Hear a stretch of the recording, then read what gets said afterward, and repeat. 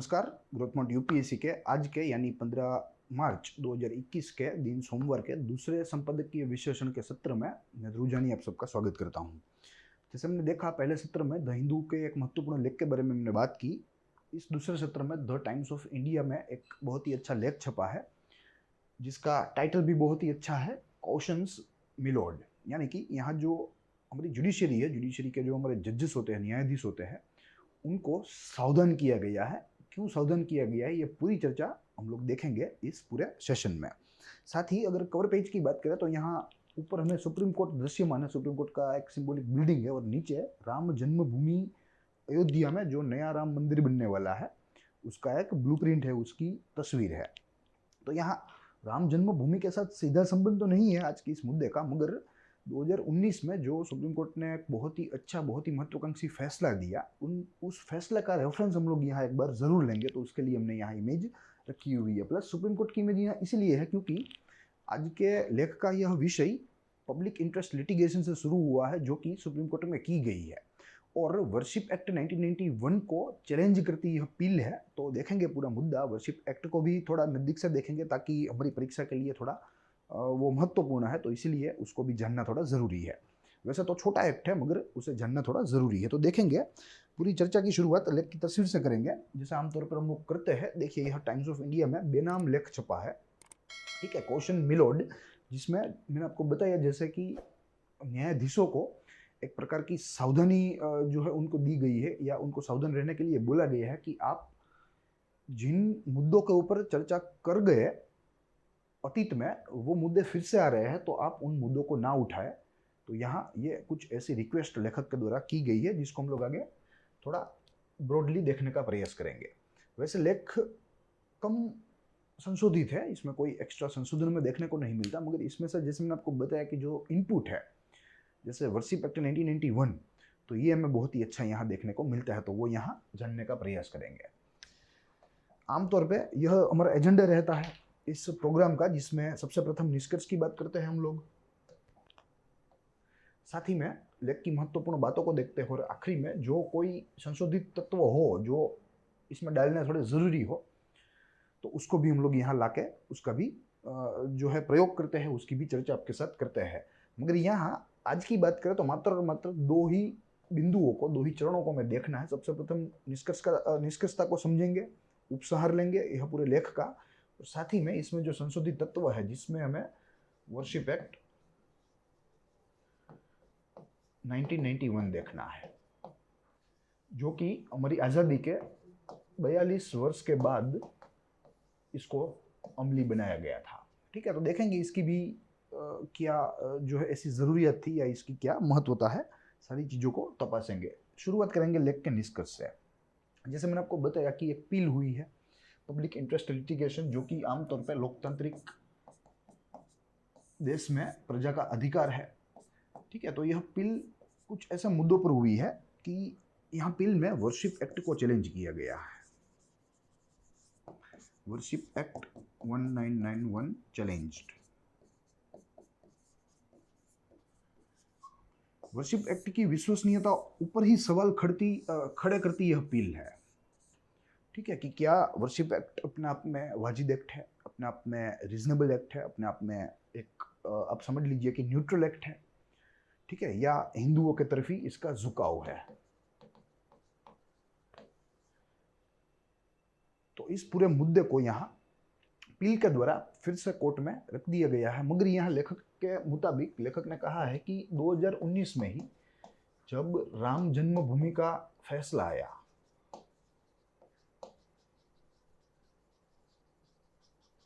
तो यही राम जन्मभूमि के फैसले में सुप्रीम कोर्ट ने ही, नामदार सुप्रीम कोर्ट ने ही इस एक्ट की प्रशंसा की थी। ठीक है, इस एक्ट को सराहना था और कहा था कि भले ही राम जन्मभूमि के फैसले के ऊपर यह एक्ट लागू नहीं होगी, मगर अपने आप में यह एक्ट बहुत ही अच्छी है, क्योंकि अगर इसका उद्देश्य देखें यह एक्ट का अपने आप में, तो बहुत ही अच्छे उद्देश्य के साथ यह बनाई गई है। इसका उद्देश्य यह है कि जब हम आज़ाद हुए, यानी कि 15 अगस्त 1947 को, तब जब रिलीजियस प्लेसेस थी at the time of for independence जो रिलीजियस प्लेसेस थी उनको रिलीजियस प्लेसेस ही रखा जाएगा। कोई भी व्यक्ति उसे ट्रांसफॉर्म करके किसी भी रूप देके उसे चला नहीं सकता। At the time of independence जो मंदिर था वो मंदिर ही रहेगा। At the time of independence जो मस्जिद थी वो मस्जिद ही रहेगी, जो गुरुद्वारा था वो गुरुद्वारा ही रहेगा, और जो चर्च था वो चर्च ही रहेगा। उस पूरे प्रीमाइसिस का, उस पूरी मिल्कत का या उस पूरी प्रॉपर्टी का उपयोग जो है वो कोई भी व्यक्ति किसी दूसरे रूप में नहीं कर सकता अदर देन रिलीजियस। ठीक है। प्लस ये तो बात करी हमने रिलीजियस नेचर की, मगर यहां रिलीजन भी नहीं चेंज होना चाहिए, रिलीजन भी सेम रहना चाहिए। ठीक है। तो एक प्रकार से भारत में जो अलग अलग धर्म फले फूले हैं भारत में, क्योंकि यही भारत की पहचान है। हम लोग विविध लोग हैं, हम लोग भिन्न भिन्न लोग हैं, हमारी श्रद्धा भी भिन्न भिन्न है।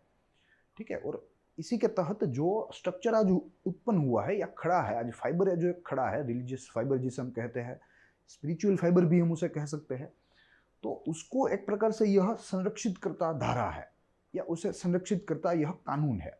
तो इसको सुप्रीम कोर्ट ने 2019 में ही इसकी प्रशंसा की थी, मगर आज सुप्रीम कोर्ट में ही यही कानून को चैलेंज करती हुई पिल किसी व्यक्ति के द्वारा दाखिल हुई है। तो यहाँ लेखक ने बोला है कि भाई जिन मुद्दों के ऊपर सुप्रीम कोर्ट बहुत ही फर्म है, बहुत ही सुस्पष्ट है, तो उन मुद्दों को लेकर यहाँ पिल क्यों लाई जा रही है और क्यों यह पिल करके रिसोर्सेस का व्यय हो रहा है, जिसमें आर्थिक रिसोर्स तो है ही मगर टाइम रिसोर्स भी महत्वपूर्ण है। क्योंकि ये वैसे ही भी हमें मालूम है कि हमारी जुडिशियरी मंद है, धीमी है, लाखों केसेस पेंडिंग पड़े हैं।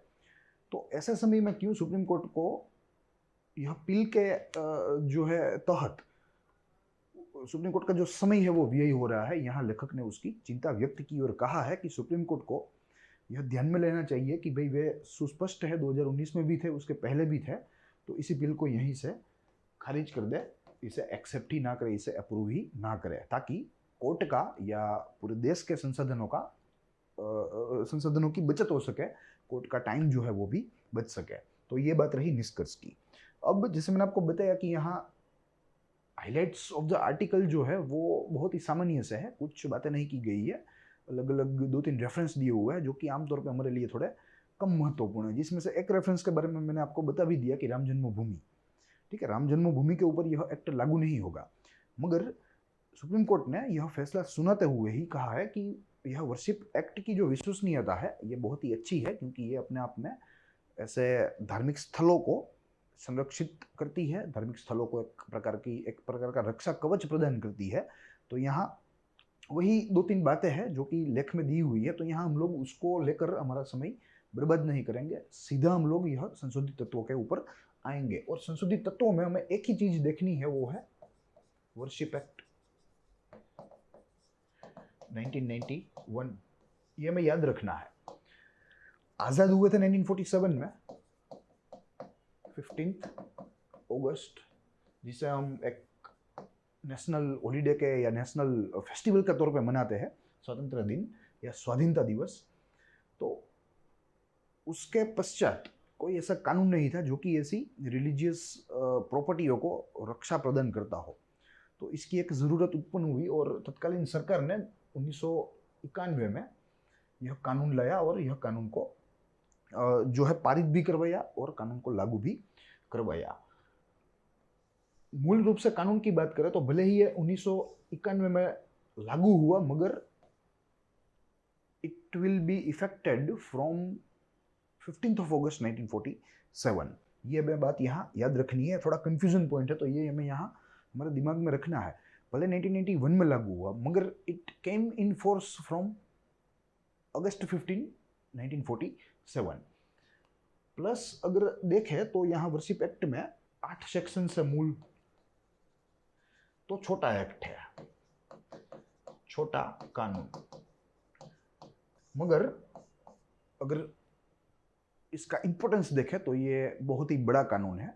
और जैसे आपको मालूम है भारत में कई सारे धर्म है, तो यह सारे धर्म के लोगों के बीच में, यह सारे धर्म के अनुयायियों के बीच में कोई कंफ्यूजन ना हो, किसी भी धर्म को कोई अन्याय ना हो, इसीलिए यह एक्ट लाया गया है। तो इम्पोर्टेंस इसका बहुत ही ज़्यादा है, मगर इसकी साइज़ बहुत ही कम है। आपको नेट पर भी यह आसानी से मिल सकता है, मिनिस्ट्री ऑफ लॉ की वेबसाइट से ही मिल सकता है, या अन्य भी किसी कई सारे सोर्सेस है जहाँ से हमें मिल सकता है, जैसे इंडिया कोड है या इंडिया कानून है। अगर आप देखें तो 3 पन्नों का यह एक्ट है, 8 सेक्शन है। उसमें से जो 8वीं सेक्शन थी, 8th सेक्शन, इसको 2001 में रिपील कर दिया गया, यानी कि इसको निकाला दिया गया। तो अब मात्र 7 सेक्शंस है। अलग अलग सेशंस में अलग अलग बातें हैं। एक सेशन में डेफिनेशन दी हुई है प्लेस ऑफ वर्शिप की, कि किसे प्लेस ऑफ वर्शिप कहा जा सकता है। फिर उसके बाद अगर सेक्शन 3 की बात करें तो उसमें पनिशमेंट का जिक्र है, कि अगर कोई व्यक्ति ने किसी भी जगह को, किसी भी प्रॉपर्टी को, किसी भी मिल्कत को, जो कि एक धार्मिक मिल्कत थी at the time of independence, उसको ट्रांसफॉर्म कर दिया है किसी कॉमर्शियल रूप में या किसी ट्रस्ट के रूप में या किसी और रूप में, तो उसको आईपीसी सेक्शन 116 के तहत कड़ी से कड़ी सजा होगी। इसके ऊपर कॉन्स्पिरेसी के चार्ज लगाए जाएंगे कि यह एक प्रकार की साजिश थी, यह धार्मिक ऐसी मिल्कतों को रूपांतरण करना, और उनके ऊपर आईपीसी की 116 का कलम के तहत कार्यवाही होगी, कानूनी कार्यवाही होगी। तो ये सारी चीज़ें हैं जो कि हमें यहाँ इस एक्ट में दी हुई है। अब अगर देखें आगे तो यहाँ प्लेस ऑफ वर्शिप में सारी चीज़ों का समावेशन होता है, जिसमें टेम्पल है, जिसमें मॉस्क है, जिसमें गुरुद्वारा है, चर्च है, इत्यादि चीजें। ठीक है, सारी चीजों का है। तो यह उचित नहीं होगा कि मात्र और मात्र हम कहें कि यह worship act of 1991 is only dedicated to the Hindu religion. It's not, it's dedicated to every religion of India, चाहे वो इस्लाम हो, चाहे वो ईसाई हो, चाहे वो हिंदू हो, चाहे वो यहूदी हो। किसी का भी स्पिरिचुअल प्लेस जो है वो कोई भी व्यक्ति किसी भी हाल में उस वर्शिपिंग प्लेस का करेक्टर चेंज नहीं कर सकता, उसका स्वभाव नहीं बदल सकता। तो ये सुनिश्चित करता है वर्शिप एक्ट ऑफ 1991। यही हमें याद रखना है कि India is not a Hindu country, India is a secular country. यहाँ सारे धर्म जो है वे इक्वल है, सर्वधर्म संभव जिसे हम कहते हैं। ठीक है, तो उसी के तहत यहाँ डेफिनेशन में प्लेस ऑफ स्पिरिचुअल या प्लेस ऑफ वर्शिप में टेम्पल भी है, मॉस्क भी है, गुरुद्वारा भी है, चर्च भी है, सब कुछ है। पारसियों की अगियारी भी है, यहाँ शामिल हम लोग कर सकते हैं। ठीक है, तो ये सारी चीज़ें हैं जिससे इन धार्मिक स्थानों का जो वजूद है या अस्तित्व है वो यहाँ संरक्षित किया हुआ है। प्लस अगर आप देखें तो यह एक्ट का पहला पन्ना जैसे आपकी स्क्रीन पर है, इस एक्ट का पूरा नाम the places of worship special provision act 1991। Sections की बात करें तो कुल 8 सेक्शन है, जिसमें 8th जो है वो रीअपील्ड है, जिसका जिक्र मैंने किया। प्रथम सेक्शन है short title extent and commencement. दूसरे सेक्शन में डेफिनेशंस की बात की गई है। तीसरे सेक्शन में bar of conversion of place of worship. Fourth में declaration as to the religious character of certain places of worship and bar of jurisdiction of courts etcetera. Fifth में act will not to apply on Ram Janmabhoomi Babri मस्जिद matter. ठीक है, ये यहाँ अलग से section से सुनिश्चित किया गया है, जो कि बाद में अमेंडमेंट के द्वारा इसमें डाला गया था। फिर उसके बाद 6th की बात करें तो punishment for contravention of section 3 and 7 की बात करें तो act to override other enactment, यानी कि यह एक्ट जो है वो सारे अलग अलग वर्शिपिंग के एक्ट को ओवरराइड करेगा, उसे ओवररूल करेगा और सबसे सुप्रीम साबित होगा यह एक्ट। ठीक है, तो ये इसकी अरेंजमेंट है। साथ ही में भारत जो है वो एक प्रकार का प्रजातांत्रिक देश है, सेक्युलर है। ठीक है, तो ये चीज़ें हमें बहुत ही पहले कर लेनी चाहिए थी। जब हम आज़ाद हुए तो उन आज़ादी के दशक में ही ये चीज़ें कर लेनी चाहिए थी, मगर दुर्भाग्यवश हम लोग बहुत ही लेट चले और आज़ादी के 42 वर्ष के बाद लगभग आफ्टर 42 ईयर्स हम वर्शिप एक्ट जो है वो लेके आए, हमारी सरकार लेके आई, तब जाके हमारे धार्मिक स्थानों को हम संरक्षित कर पाए। प्लस अगर यह पूरा एक्ट देखा तो जैसे मैंने आपको बताया कि यह मात्र और मात्र 3 पन्ने का एक्ट है, मात्र और मात्र 7 सेक्शन ही आज के दिन मौजूद है, तो बहुत ही संक्षिप्त एक्ट है। मैं आपको भी अनुरोध करूंगा कि आप भी जाके देखिए यह एक्ट को, आपको रटना नहीं है, मात्र और मात्र एक बार पढ़िए, समझना आए तो दूसरी बार पढ़ने का प्रयास कीजिए, आपको समझ अवश्य आएगा और आपकी परीक्षा तैयारियों के लिए भी ये महत्वपूर्ण साबित होगा। वैसे आप समझिए कि प्रत्यक्ष रूप से तो इसमें से प्रश्न आने बहुत ही जो है रेयर है, मगर यहाँ एक्ट को लेकर कोई प्रश्न आ सकता है, एक्ट में कौन कौन सी मान्यता है उसको लेकर प्रश्न आ सकता है, कहा भी जा सकता है कि यह जो वर्शिप एक्ट है वो मात्र और मात्र हिंदुओं के लिए है, सही या गलत आप बताएं। मात्र और मात्र हिंदू टेम्पल्स को ही यह आइडेंटिफाई करता है, सही या गलत है आप बताएं। ऐसा भी कहा जाता है कि 1947 में ही यह एक्ट एनेक्ट हो गया था, मगर वो लागू 1991 में हुआ। या ऐसा भी पूछा जा सकता है कि 1991 में यह लागू हुआ, ठीक है, तो it came force from 1991 only, ठीक है, 1947 से यह फोर्स में नहीं आया। तो इत्यादि चीजें हैं जो थोड़ी कंफ्यूजन से भरपूर है, तो इसीलिए हम लोग यहाँ इस सेशन के तहत यह कंफ्यूजन को दूर करना चाहते हैं। तो यही बात है आज की। अब बारी है आज के प्रश्न की, जिसके तहत निम्नलिखित कथनों पर विचार कीजिए। हमारे पास 3 कथन मौजूद है। सबसे प्रथम, वर्शिप स्पेशल प्रोविजन एक्ट वर्ष 1947 में बनाया गया था। वर्शिप स्पेशल प्रोविजन एक्ट वर्ष 1991 में बनाया गया था, मगर ये लागू 15 अगस्त 1947 से होगा।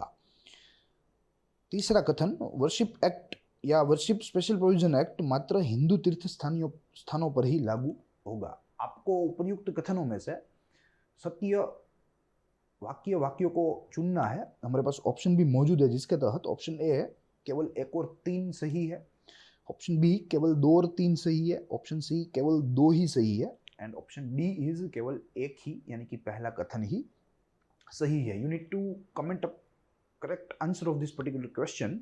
हमारी तरफ से इसका सही जवाब आपको इस सेशन के प्रीमियर होने के कुछ ही घंटों बाद इसी जो है वीडियो के कमेंट सेक्शन में इसको पिन अप किया जाएगा, ताकि आप लोग वहाँ से देख सकें। प्लस अगर यह एक्ट की बात करें जो मैंने आपको देखने को बोला था, तो यहाँ आपके सामने कुछ ग्लिम्स है जिसके तहत मैं आपको यह एक्ट दिखाने का प्रयास करूंगा।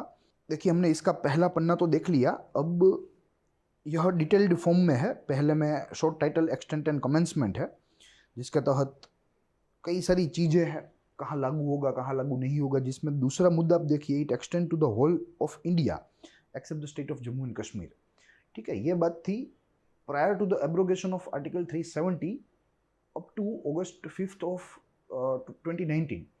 जब 370 हमने हटाई तब तक वो लागू नहीं हो रहा था, जब से 370 हट गई तो अब ये वहाँ भी लागू हो जाएगा। ठीक है, तो ये सारी चीज़ें हैं। फिर दूसरे में डेफिनेशन की बात हुई है। डेफिनेशन में हमें देखना है, A place of worship means a temple, mosque, gurudwara, church, monastery or any other place of public religious worship of any religious denomination or any section thereof by whatever name called। ठीक है, कोई भी नाम से अगर worship की जगह है किसी भी धर्म की जो कि भारत में फल फूल रहा है, तो उसे प्लेस ऑफ वर्शिपिंग ही माना जाएगा, उसे जो है स्पिरिचुअल जगह ही, स्पिरिचुअल मिलकत ही माना जाएगा। तीसरे में bar of conversion of place of worship की बात हो रही है कि no person shall convert any place, any religious place of worship of any religious denomination. कोई भी धर्म हो, कोई भी धर्म की जो है धार्मिक जगह को कोई भी व्यक्ति उसे कन्वर्ट नहीं कर सकता। और any section there of into a place of worship of a different section of a same denomination. Yes, ये बात भी यहाँ बहुत ही अच्छी देखनी है हमें कि रिलीजियस मिलकत का स्वभाव तो नहीं हम लोग चेंज कर सकते हैं, मगर वो रिलीजियस जो प्रॉपर्टी है, जो तीर्थ क्षेत्र है, वो किसी भी एक संप्रदाय के साथ जुड़ा हुआ है, किसी भी एक धर्म के साथ जुड़ा हुआ है, तो वो भी चेंज नहीं होना चाहिए। ठीक है, अगर वैष्णव धर्म के साथ जुड़ा हुआ है तो वैष्णव धर्म के साथ ही जुड़ा रहना चाहिए। उसे शैविज्म में या सक्ताइट में कन्वर्ट करना वो भी एक अपने आप में गुनाह ही माना जाएगा। तो यहाँ कई सारी बातें हैं जिसके तहत ऐसे धार्मिक स्थानों की रक्षा की जाती है। फोर्थ में declaration as to the religious character of certain places of worship and the bar of jurisdiction. Yes, तो उसमें भी बातें हैं जिसका जिक्र मैंने आपको कह दिया कि 1947 में 15 अगस्त को जो कोई भी ऐसा तीर्थ स्थान होगा, जो कोई भी तीर्थ स्थान होगा वो वैसे ही रहेगा। जिन धर्म के साथ संबंधी है, जिन सेक्शन, जिन वर्ग संप्रदाय के साथ संबंधी है, तो उसके साथ ही संबंधी रहेगा, उसको हम लोग चेंज नहीं कर पाएंगे या कोई भी उसे चेंज नहीं कर पाएगा। फिर आगे देखें तो 5th एक्ट है which will not apply on Ram जन्मभूमि और बाबरी मस्जिद, वहाँ पर ये लागू नहीं होगा, तो ये इसका अपवाद है जिसको यहाँ अलग से हमारे सामने रखा गया है। और साथ ही में 6th में punishment for contravention of section 3 दिया हुआ है। जैसे सेक्शन 3 में हमने देखा कि कोई भी व्यक्ति किसी भी धार्मिक जगह को रूपांतरण नहीं कर सकता, तो अगर जो है यह वायोलेट हुई यह सेक्शन, तो उसको जो है आप समझिए कि उसको एक प्रकार के गुनहगार की तरह उसे ट्रीट किया जाएगा, उसे गुनहगार ही माना जाएगा और उसके ऊपर आईपीसी के तहत कानूनी कार्यवाही होगी। आईपीसी के सेक्शन भी देखें, एक 116 सेक्शन है और दूसरा है 45, जिसके तहत अबेटमेंट एंड कॉन्स्पिरेसी का चार्ज उसके ऊपर लग सकता है। और साथ में सेक्शन 7 में एक्ट टू ओवरराइड अदर एनेक्टमेंट्स की इस संदर्भ में स्पिरिचुअल या वर्शिप जगह के संदर्भ में कोई भी कानून हो, कोई भी रूल हो, नोटिफिकेशन हो, उन सभी के ऊपर यह प्रभावी हो जाएगा वर्शिप एक्ट 1991 का। और 8वीं सेक्शन जो है उसे रीअपील किया गया था एक अमेंडमेंट के द्वारा। तो ये झांकी है, आप भी ज़रूर देखिए, अच्छे से इसको स्टडी करें। मैंने जैसा आपको बताया कि इसको रटना नहीं है, आपको मात्र और मात्र इसको देखना है, समझना है और इसमें से कुछ महत्वपूर्ण तत्वों को आपके दिमाग में रखना है। So that's it for today. हम लोग कल फिर से मिलेंगे यही संपादकीय लेखों के साथ, एक अच्छे अभ्यास, अच्छे संशोधन व विश्लेषण के साथ। तब तक के लिए देखते रहिए ग्रोथ पॉइंट यूपीएससी।